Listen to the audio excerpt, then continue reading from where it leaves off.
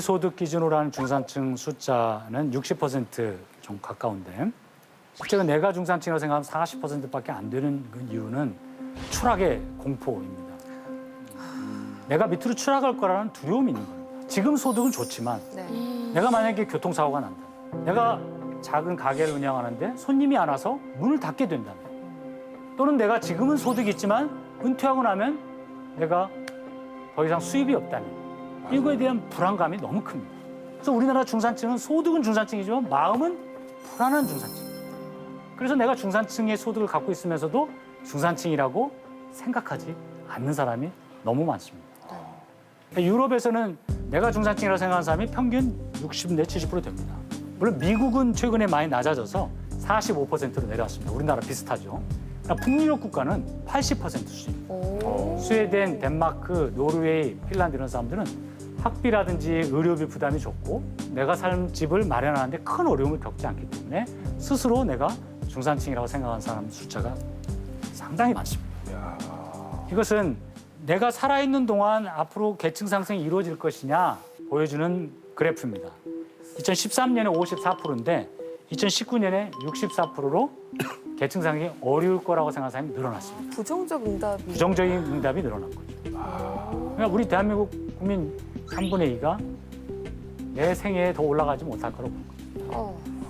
더 충격적인 자료는 그러면 내 자식 세대는 나보다 더 나아질 거냐 이렇게 질문했을 때 똑같습니다. 상당수 많은 사람들이 내 자식이 대학에 가도 취직이 어려워지고 좋은 일자리를 구하기 힘들어지고 있다. 비정규직을 전전하고 있다는 것에 대해서 상당히 불안감을 갖고 있는 것이 한국의 어두운 현실입니다. 그러면 중산층이 이 사회에 정말 어떤 영향을 주는 건지 중산층이 중요한 이유가 뭔지 그걸 한번 함께 화면을 보면서 생각해 보겠습니다. 네. 많이 듣던 음악이다. 자, 다녀와. 안녕하세요. 그래, 차 조심하고. 안녕. 와, 차들 봐.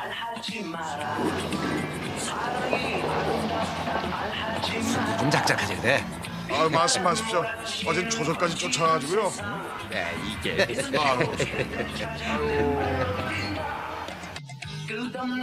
진짜 힘든 것 같아. 와, 그렇지. 저기서 이제 열심히 일을 하면 부장님 되고 상무님 되고 뭔가 이렇게 올라갈 수 있다는 희망이 보이는 거잖아요. 어머, 저기 어딘가요? 여의도. 어딘가요? 저거 육삼 빌딩 아니야, 그럼? 도전 속에 비고지는 청춘 속에 내일을 건다. 손자병법 추억의 드라마네. 진짜 오랜만에 들어본 노래입니다. 80년대 후반 아주 폭발적인 인기를 끌었던 텔레비전 드라마입니다. 맞다. 이 드라마에서 그 오영경 씨가 종합상사 그 만년 과장 이장수 역할을 하셨습니다. 그러면서 중산층 가장으로서의 그 성실하게 일해서 스스로 이 가정을 이끌어가는 모습도 보여주고요. 그래서 그 당시에는 내가 열심히 일하면 차도 사고 집도 사고 또 자식을 잘 키워서 나는 이제 중산층이 될 수 있어. 그리고 나도 중산층이야. 이런 생각을 갖는 사람들이 많았죠. 그래서 중산층은 사실은 국가의 사실은 중심, 축이라고 볼 수 있고요. 그래서 OECD에서도 이런 중산층이 사회에 굉장히 중요하다 이런 보고서를 많이 내고 우리 한국 정부나 전 세계 정부도 중산층을 어떻게 하면 늘릴 것이냐 이렇게 중요하게 봅니다. 그럼 왜 중산층이 중요하느냐? 제일 큰 이유 중에 하나가 중산층이 늘어나야 그 국민들의 행복감이 올라갑니다. 중산층들은 문화와 여가 활동에도 관심이 많습니다. 영화도 보고 콘서트에도 가게 되고 또 다양한 취미 활동도 하면서 그 국민들의 행복감이 올라갑니다. 두 번째는 중산층이 늘어나야 사회적인 신뢰가 커집니다. 너무 양극화되면 이 사회가 경쟁이 치열해지고 불신이 커지는 거예요. 세 번째로는 중산층이 늘어야 경제에도 도움이 된다고 보습니다. 왜 경제에 도움이 될까요? 세금 잘 내니까요. 세금을 잘 냈어요? 그거 아니에요? 소비하는 사람들 많아진다. 맞습니다. 내수진자? 네. 바로 우리나라 최고의 재벌 대기업 회장이 소득이 100만 원 더 늘어났다고 해서 100만 원 다 쓰겠습니까? 그러나 중산층들은 만약 100만 원이 늘어났다면 당장 아이 책을 사주거나 또 맛있는 음식을 먹거나 소비에 직접 영향을 줍니다. 그래서 내수 시장의 활력을 얻기 위해서는 중산층 소득이 올라가야 된다고 보고 그게 곧바로 국내의 중소기업이나 다양한 기업들의 성장의 원동력이 되는 겁니다. 실제로 다른 나라 예를 봐서도 중산층이 가장 많았던 그 미국의 1950년대, 70년대까지도 경제가 가장 호황했습니다. 그러나 중산층이 줄어들면서 경제에 불황이 오기 시작했다고 보는 학자들도 있습니다. 물론 거꾸로 경제가 약화됐기 때문에 중산층이 줄어들었다고 볼 수 있지만 이 두 가지 문제가 서로 맞물려서 미국 경제에 큰 변화를 일으킨 거죠.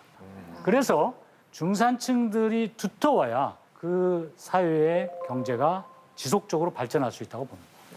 그다음 마지막으로 중산층은 정치적으로도 영향을 많이 줍니다. 어떻게 중산층들이 정치에 영향을 줄까요? 정치적으로. 제도 뭐 복지제도 이런 거 하는 거가 달라지고 이런 거. 네. 중산층들은 대부분 교육 수준이 좀 높은 사람들이 많습니다. 그렇기 때문에 개인의 권리나 자유의식이 높고 투표도 많이 하게 되고 또는 뭐 어려운 사람들을 돕는 자선활동도 하고 그래서 중산층들이 많을수록 시민사회가 더 발전하고 또 정치나 정당도 더 활성화된다고 봅니다. 우리나라도 1987년에 민주화가 이루어진 거는 사실은 학생들이 저항을 했지만 사실 학생들의 힘은 군사정부를 바꿀 정도의 그런 힘은 되지 않았습니다. 그때 87년도 민주화가 이루어진 가장 큰 요인은 바로 소위 넥타이 부대들입니다. 그때 직장을 다니는 화이트 칼라들이 넥타이를 맨 사람들이 학생들의 시위에 박수를 치고 또 물도 주고 그러면서 민주화 운동이 전 국민적인 운동이 되고 군사정부도 결국 물러날 수밖에 없었고 직선제 개헌을 통해서 민주화가 이루어진 겁니다. 그래서 중산층 회복이 개인의 행복감이나 사회적인 신뢰나 경제적인 지속 가능성이나 또는 정치적인 민주 발전을 위해서도 필요하지만 이것이 과연 개인의 노력만 가지고 되는 거냐? 사회학자인 저는 그건 아니라고 봅니다. 중산층들은 개인이 스펙을 쌓고 좋은 일자리를 구하기 위해서 노력하고 부동산 연금까지 하는 것은 한계가 있습니다.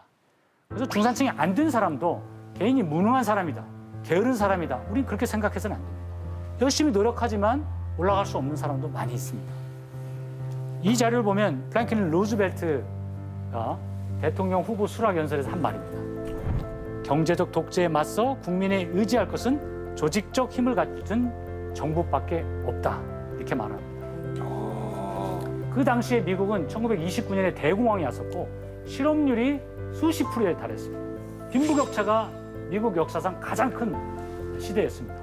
그러자 소수의 그런 독점 기업이나 소수의 은행가들이 부를 너무 집중하고 있기 때문에 이것을 정치적인 독재와 어긋갈 만한 경제적 독재다 이렇게 표현하고 미국에서 최초로 실업보험을 도입하고 국민연금 제도를 도입합니다. 그리고 주립대학도 가난한 사람들도 교육을 받을 수 있게끔 문호를 개방합니다. 그리고 노동자합이 자유롭게 노조를 만들어서 단체 협상을 할 수 있는 권한을 부여해서 뉴딜이라고 불리는 개혁을 추구합니다. 이것은 루즈벨트가 중산층을 늘리기 위해서 한 노력이라고 볼 수 있습니다.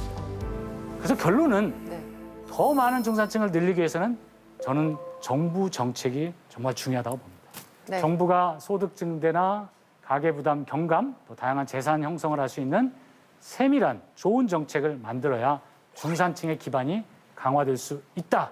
이렇게 보는 게 많은 학계와 전문가들의 주장입니다. 근데 그렇다면 중산층들의 미래를 위해서 정부가 어떤 일을 할 수 있을까요?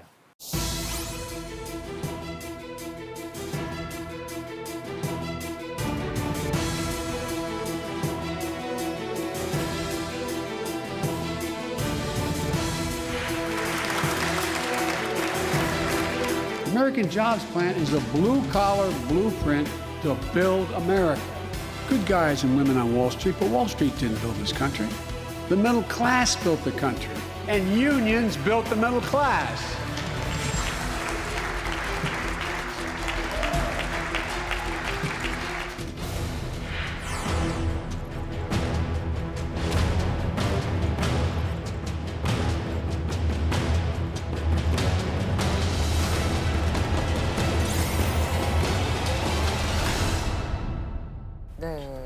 네.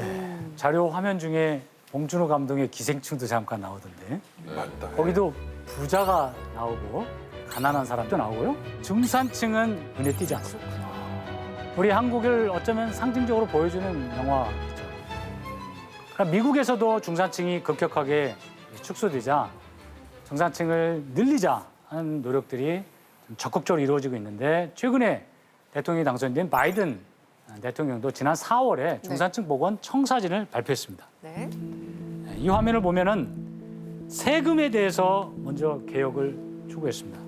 법인세를 21%인데 28%로 인상했습니다. 그리고 최고소득층들이 좀 더 부담을 해야 된다. 또 부자 증세, 특히 금융소득세나 사회보장세도 올렸습니다. 사실 지난 30년 동안 기업의 세금을 줄여줘야 기업이 투자를 하고 일자리가 늘어난다는 소위 낙수 경제학. 이게 주류 경제학이고 지난 30년 미국뿐 아니라 전 세계를 지배했습니다. 우리 한국도 이 경제학 이론을 그대로 받아들여서 정책을 수립했고요. 그러나 실제로 일자리도 늘어나지도 않았고 투자도 늘어나지 않았고 또 중산층의 지갑도 두꺼워지지 않았다는 비판과 반성이 일어났습니다. 그래서 오히려 세금을 걷어서 더 필요한 일자리를 만드는 일에 써야 된다는 생각이 널리 확산된 겁니다. 그리고 최저임금을 시간당 16,000원 수준으로 올려야 된다고 정부가 정책을 목표로 생겼고요. 그리고 중산층 일자리 창출이 미국 연방행정부의 중요한 정책 목표로 세웠습니다. 그럼 우리나라는 어떻게 해야 될까요? 우리나라에도 중요한 정책의 변화가 필요하다고 생각합니다. 저는 4가지 큰 방향에서 과제를 말씀드리고자 합니다. 네. 제일 첫 번째 중요한 거는 좋은 일자리의 공급입니다. 그렇죠. 많은 경우에 정부 통계는 일자리 수에 집착하는 경향이 있습니다. 그러나 일자리 수가 전부는 아닙니다. 일자리의 질이 더 중요합니다. 우리나라에서 사실 비정규직도 실업자는 아닙니다.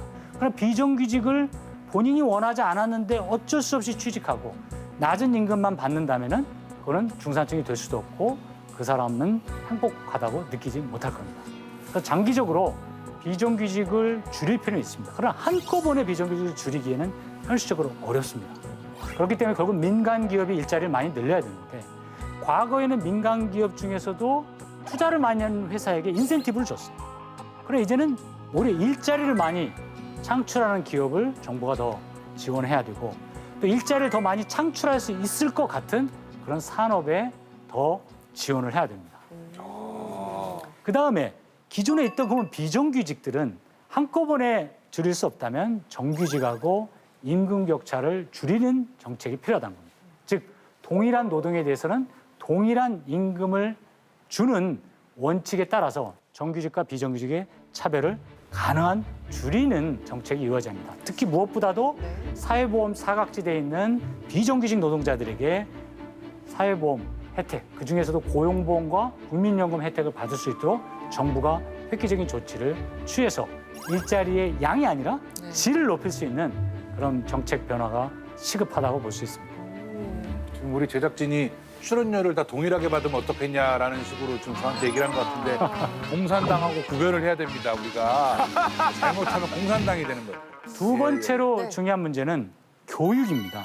교육. 교육에서 개인의 역량을 키워줘야 됩니다. 그리고 직업훈련을 특히 강화해서 고용의 가능성도 높여야 됩니다. 그래서 우리 한국은 전 세계적으로 가장 교육률이 높은 나라 중 하나입니다. 맞아요. 그런데 우리 한국은 돈을 지출하는 거 보면 공교육비 지출은 세계에서 선진국 중에 가장 낮은 편이지만 사교육비 지출은 또 가장 높습니다. 주변에서 보면 사실 이거 선택의 문제도 물론 있겠지만 아주 한 아이들이 4, 5살 때부터 영어 유치원에서 그걸 시작해야 된다. 여기서부터 이제 사이클을 시작해서 여기 들어가지 않으면 이 트랙에 들어가지 않으면 여기까지 갈 수 없다. 지금 그렇게 약간 하는 분위기들도 지금 형성이 돼 있거든요. 그 영어 유치원인가 뭔가 들어가는데 또 레벨 테스트도 하고 그 그래요. 레벨 테스트를 위한 또 공부를 하고 또 그 학원을 위한 학원을 다닌다는 정말 자조 섞인 이야기들이 쏟아져 나오는 게 현실입니다. 어우, 답답하네, 듣기만 해도. 아우. 그러게요. 교육열이 진짜 얼마나 뜨거운지 예전에는 헬리콥터맘이라는 얘기가 있었는데 지금은 잔디깎기맘이라는 단어가 또 유행이래요. 뭔 맘이에요? 그건 처음 들어보는 맘인데. 그게 잔디를 깎듯이 공부에 불필요한 요소들을 이렇게 미리미리 깎아서 없애는 거래요. 어? 네, 뭐 이렇게 공부 못하는 친구 이렇게 치우고 친구도 관리하고 성적만 동선을 관리하는 좀 게 가깝게 아니라. 줄여준다든지 그런 걸 이렇게 주변에서 티 안 나게 해주는 거죠. 아 근데 진짜 이게 교육만 하면 우리나라 어머니들이 진짜 세계에서 정말 최고도 1등 오브 1등일 텐데 이게 문화가 바뀔 수 있을까요? 아 어려울 것 같은데요. 정말 쉽지 않을 것 같아요. 저는 앞으로 네. 최상의 대학을 쫙 늘려서 뭐 스카이 한 10개 뭐 이렇게 구마다 하나. 구마다 그래요. 물론도 그 중에서 또 최고 스카이가 따로 있을 텐데 뭐. 그래서 서울대학교를 또 폐지하자 또는 지방의 국립대를 육성해서 평등화된 대학 시스템을 만들자, 대학 네트워크를 만들자 이런 주장도 있고 또는 대학 입시 제도 자체를 그냥 없애버리자, 그냥 원하면 갈 수 있게 하자 뭐 이런 다양한 주장이 있지만 제가 볼 때는 공교육을 더 정상화하고 또 저소득층들을 위한 교육 지원이 이루어져야 하고 특히 실업계 고등학교나 전문대학에 대한 정부 지원을 대폭 좀 확대하고 대학의 학자금도 중산층들의 학자금 부담을 줄여줘야 합니다. 즉, 더 많은 중산층들이 혜택을 받을 수 있어야만이 중산층들이 교육비의 지나친 지출을 줄일 수 있고 안정된 삶의 기회를 누릴 수 있을 것입니다. 그래서 지나친 교육 격차를 줄이고 과잉 사교육 지출을 줄이기 위해서는 소득의 격차를 줄일 수 있는 그런 노력도 함께 이루어져야 됩니다. 그럼 경제 계획을 어떻게 할 거냐? 바로 중소기업을 활성화해야 됩니다. 사실상 우리 중소기업은 재벌 대기업과 함께 발전하다가 최근 20년에는 점점 격차가 멀어졌습니다. 그러면 대기업과 중소기업이 상생할 수 있는 경제가 어떻게 해야 되냐? 바로 1930년대 미국의 루즈벨트 행정부 때를 볼 수 있습니다. 그때 당시에도 미국도 대기업 위주로 경제가 발전하던 때였습니다. 그러다 대공황이 나자 대기업과 은행을 대폭 규제하는 정부의 정책이 채택됐습니다. 바로 금융과 산업을 분리하는 소위 금산분리 정책이 이루어졌고요. 두 번째로 대기업이 독점 기업이 됐을 때는 공정거래법으로 규제를 합니다. 그래서 이 공정거래법이 우리 한국에도 1980년대에 도입이 됐습니다. 그래서 공정거래법을 제대로 시행하면 대기업과 중소기업의 격차를 줄일 수 있는데 이런 점들이 아직 한국에서는 좀 부족한 점들이 많습니다. 그다음 마지막으로 중산층을 강화하기 위해서는 복지국가 정책이 필요합니다. 정부의 역할이 중요합니다. 개인이 노력이 아니라 정부가 어떠한 사회제도를 만드냐에 따라서 중산층은 늘어날 수도 있고 줄어들 수 있는 겁니다. 유럽이 100년 전에는 미국보다 중산층이 적었는데 지금은 오히려 유럽의 중산층이 더 두텁고 많습니다. 그 이유는 유럽은 조세 부담률이 좀 높고 복지 지출이 많고 사회보험 혜택을 모든 사람이 더 많이 받을 수 있고 특히 교육비나 의료비 부담이 거의 없습니다. 복지는 하늘에서 뚝 떨어지는 게 아니고 땅에서 솟아나는 것도 아니고 세금을 통해서 이루어지는 겁니다. 우리나라 조세 부담률을 보면은 지금 현재 약 20% 수준입니다. 지난해 통계. 그러나 OECD의 통계를 보면 약 25%입니다. 이 점은 북유럽 국가 같이 소위 복지가 아주 발전된 나라들은 뭐 훨씬 한 35% 정도 높습니다. 그러나 중산층들은 복지 국가를 만들자, 유럽식으로 가자는 건 70%이 찬성하는데 세금 늘리자는 주장은 찬성하는 사람이 많지 않습니다. 여러분 어떻게 생각해요? 자, 이거에 대해서 우리 민상 토론의 민상 씨가 날카로운 비판 부탁드리겠습니다. 아유, 글쎄 뭐 저는 피해갈 수 없습니다. 예.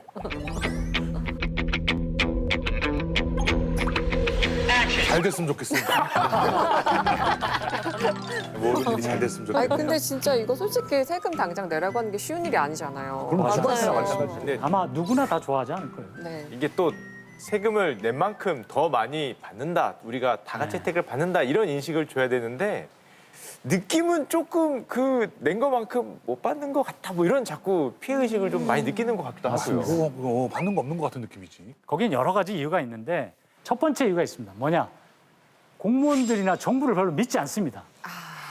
투명하고 효율적이고 공정하게 쓰지 않을 거로 생각하는 겁니다. 그래서 복지국가가 발전한 스웨덴이나 노르웨이나 덴마크 보면 정부의 신뢰가 아주 높습니다.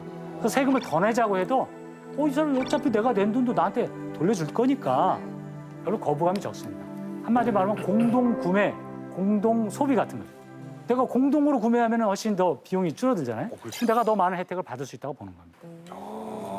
그래서 정부의 정책이 모든 사람들에게 균등한 기회를 제공하고 또 어려움을 겪고 추락하는 사람을 막아주는 사회 안전망을 튼튼하게 만든다면 중산층이 더 강화된 대한민국이 될 수 있을 거라 생각합니다.